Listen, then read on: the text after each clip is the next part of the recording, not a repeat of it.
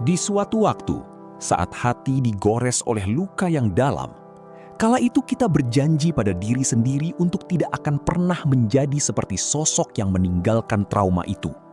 Baik itu orang tua yang kasar, kakak kelas yang arogan, ataupun atasan yang merendahkan martabat kita. Karena kita tahu betul seberapa berat efek penderitaan yang harus kita pikul dalam hidup akibat tindakan mereka. Namun, selang beberapa tahun berlalu, tiba-tiba kita mendapati diri mengangkat tangan di depan putra atau putri kita dan mengucap kalimat hardikan yang persis sama dengan apa yang orang tua ucapkan pada kita dulu. Kita tersentak, bingung, sekaligus ada rasa ngeri yang menjalar saat kita menyadari bahwa kita perlahan berubah menjadi monster yang dulu kita lawan. Mengapa kita justru menjadi sosok yang dulu kita benci? Selamat datang di Paradoks Transgenerasi Trauma. Sebuah fenomena lingkaran setan yang membuat korban cenderung menjadi pelaku ketika menginjakan kaki di posisi yang sama. Mengapa sebuah trauma dikatakan bisa melahirkan predator-predator baru? Secara psikologis, ini disebut identifikasi dengan agresor. Saat kita berada dalam posisi korban yang tak berdaya, otak kita mengalami trauma. Untuk merasa aman dan memegang kendali, tanpa sadar kita mengadopsi sifat pelaku. Menjadi pelaku adalah cara bawah sadar untuk meyakinkan diri bahwa kita bukan lagi korban yang lemah. Saat kita beralih menjadi pemegang kekuasaan, baik itu menjadi seorang orang tua yang memegang kendali atas anak, menjadi kakak kelas yang di posisi superior di atas adik kelas, maupun menjadi atasan bagi bawahan, seorang mantan korban pun bisa menjadi pelaku yang kejam. Nietzsche menyebutnya sebagai ressentiment, balas dendam yang tertunda. Energi negatif yang menumpuk saat menjadi korban meledak menjadi kehendak untuk berkuasa yang korosif. Kita mulai menormalisasi penderitaan orang lain karena kita merasa, dulu saya juga digitukan dan saya baik-baik saja. Kita berhenti berpikir kritis dan kehilangan empati. Menganggap bahwa menyakiti orang lain adalah prosedur standar untuk mendisiplinkan atau memimpin. Seseorang yang tumbuh dalam penindasan seringkali tidak belajar cara menjadi bebas. Ia hanya belajar cara menguasai. Baginya, dunia hanya terdiri dari dua posisi, menindas atau ditindas. Dalam lingkup kecil seperti keluarga, lahirlah trauma transgenerasi. Kita tidak hanya mewarisi warna mata, tapi juga metode bertahan hidup yang cacat. Ada faktor yang jarang disadari oleh orang tua, yang mana seorang anak itu adalah peniru yang ulung, tapi penerjemah yang buruk. Dulu, mungkin orang tua kita beralasan, kekerasan itu diperlukan untuk mendidik seorang anak agar menjadi disiplin. Namun, jika dilihat dari kacamata seorang anak, ia tak akan memahami niat dari kekerasan tersebut.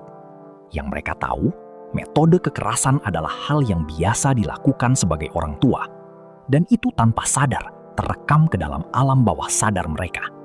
Jadi tidak heran saat sang anak kelak menjadi orang tua, ia akan meniru pola kekerasan yang sama. Adapun seorang anak yang tumbuh dengan pengabaian emosional, seringkali tumbuh menjadi orang tua yang hanya bisa berkomunikasi lewat instruksi dan larangan. Bukan karena mereka jahat, tapi karena mereka tidak memiliki blueprint tentang bagaimana cara hadir secara emosional. Mereka terjebak dalam apa yang disebut Heidegger sebagai hidup yang tidak otentik, sekedar mengikuti pola lama, karena di pemahaman mereka, memang begitulah cara dunia bekerja. Tidak hanya dalam parenting, pola yang sama juga terjadi dalam institusi pendidikan. Saat adik kelas yang menerima pendisiplinan keras di masa ospek, kelak saat menjadi seorang kakak kelas, mereka akan memperlakukan adik kelas mereka sama dengan cara mereka diperlakukan dulu. Begitupun dalam dunia kerja. Atasan arogan yang sewena-mena di kantor kita sekarang mungkin adalah korban kesewenang-wenangan atasannya yang terdahulu. Atau jika kita mencoba sedikit kritis, kemana perginya idealisme para aktivis mahasiswa yang dulu menggulingkan pemerintahan yang tirani? Mengapa mereka yang dulu berdarah-darah di jalanan demi keadilan, kini setelah menjabat justru melakukan korupsi dan penindasan yang sama dengan yang dulu mereka lawan. Intinya, semua perilaku yang membuat para korban beralih menjadi pelaku itu bermuara dengan satu kesalahan yang sama, yaitu kegagalan kita dalam mengontrol emosi dan berpikir jernih. Gagal mengontrol emosi di depan anak, gagal mengontrol ego di depan adik kelas maupun bawahan, dan gagal mengatur emosi maupun ego saat dihadapkan dengan kekuasaan maupun kriminalitas. Semua itu memang terdengar klise. Saat kita tenang, kita bisa berpikir logis. Saya akan menjadi orang tua yang sabar, saya akan menjadi atasan atau kakak kelas yang akan jadi contoh baik buat adik kelas atau bawahan saya, dan bla bla bla. Namun, realitas seringkali membawa kita ke titik stres yang ekstrim, seperti kurang tidur akibat menangani anak yang tantrum, kelelahan akibat tekanan pekerjaan, dan lain sebagainya. Dalam kondisi stres, otak bagian depan atau logika seringkali kalah oleh otak reptil atau insting. Saat itulah memori implisit, apa yang kita lihat dan alami di masa kecil, muncul secara otomatis sebagai reaksi instan sebelum kita sempat berpikir. Namun, ada sisi yang lebih gelap sekaligus paling menyedihkan daripada sekedar menjadi pelaku, yaitu fenomena yang dinamakan internalized oppression. Ini adalah kondisi di mana penindasan tidak lagi datang dari luar, tapi dari dalam kepala kita sendiri. Korban tidak hanya meniru pelaku, tetapi mulai mengamini kata-kata pelaku sebagai definisi dirinya. Istilah ini dinamakan introyeksi, yaitu suara hinaan pelaku diserap bulat-bulat hingga menjadi suara hati. Ketika seorang anak seringkali disebut tidak berguna, beban, atau gagal, mereka mulai percaya bahwa eksistensi mereka sendiri adalah sebuah kesalahan. Mama benar, aku ini memang anak yang bodoh dan gak berguna. Aku pantas mendapatkan caci makian itu. Kakak kelas itu benar, aku orangnya memang malu-maluin. Wajar aku dikerasin. Bos emang benar, aku gak becus kerja. Orang kayak aku nggak layak dapat promosi. Pada titik ini, mereka menjadi sipir penjara bagi diri mereka sendiri.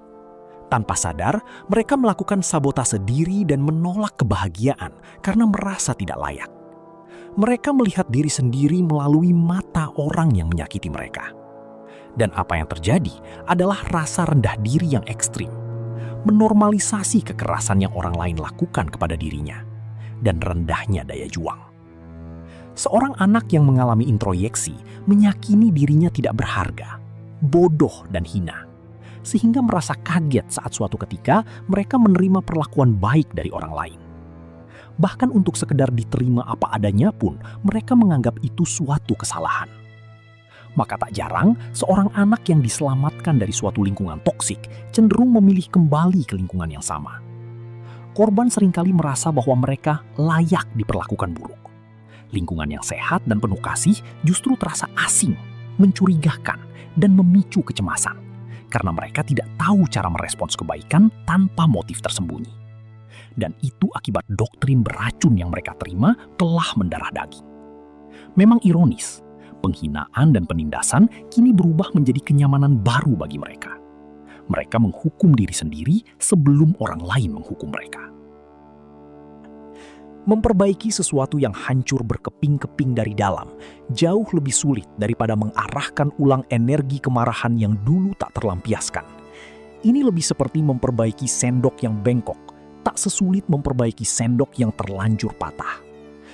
Untuk penyembuhan trauma jenis ini, tak bisa dengan sesederhana meningkatkan kesadaran diri, seperti halnya transgenerasi trauma. Di kasus korban yang mengadopsi tingkah pelaku yang membuat mereka trauma dulu, ada kesadaran bahwa yang mereka lakukan adalah salah. Kita tahu bahwa kita telah melakukan hal yang sama. Namun di kasus ini, para korban bahkan sudah tak lagi mengetahui siapa diri mereka sebenarnya. Image diri mereka telah hancur, dan yang tersisa hanyalah doktrin hina yang hidup dalam diri mereka. Karena itu, penyembuhannya membutuhkan waktu yang sangat lama, kesabaran yang luar biasa, dan seringkali membutuhkan bantuan profesional dan terapi untuk membantu korban membedakan mana suara asli mereka dan mana suara penindas yang terinstal di kepala mereka. Langkah pertama untuk sembuh bukanlah dengan memaafkan pelaku, melainkan dengan berhenti mempercayai definisi diri atau cap yang mereka berikan kepada kita. Di saat kegelapan ego mulai mengambil alih, sadari bahwa kekuatan sejati bukanlah kemampuan untuk menyakiti, melainkan keberanian untuk menjadi lebih agung, yaitu tetap bersikap mulia di dunia yang pernah kasar kepada kita. Kita menolak tunduk dan menjadi anomali dalam sistem yang menuntut kita untuk menjadi pewaris trauma. Jika kamu tahu kekerasan itu adalah suatu hal yang salah, berhenti melakukan hal yang sama pada orang lain, apalagi terhadap dirimu sendiri. Sadarilah juga bahwa suara yang mengatakan kamu tidak berguna itu bukanlah suaramu, melainkan gema dari pelaku di masa lalu. Jika belum pernah ada yang mengucapkan hal ini padamu, biar aku yang mengatakannya. Tidak ada seorang pun yang berhak menentukan apakah kehidupan seseorang itu berharga atau tidak. Rasa sakit yang kamu rasakan adalah bukti bahwa batinmu tahu kalau kamu layak diperlakukan lebih baik dari ini.